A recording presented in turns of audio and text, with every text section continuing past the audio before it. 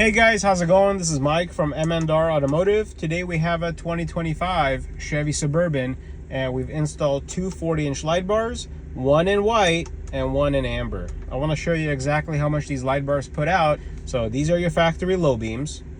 This is a 40-inch in white and this is a 40-inch in amber.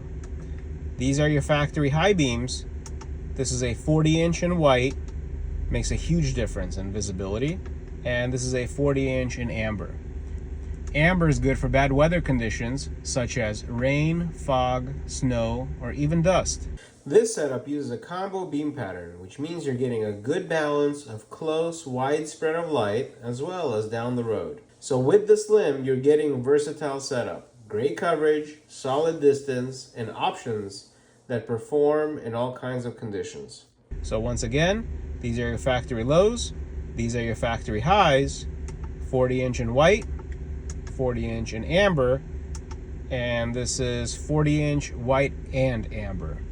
Thank you guys for watching. I hope you guys enjoyed this video, and please check out our step-by-step instruction video so that way you guys can have the confidence that you need to install this product yourself.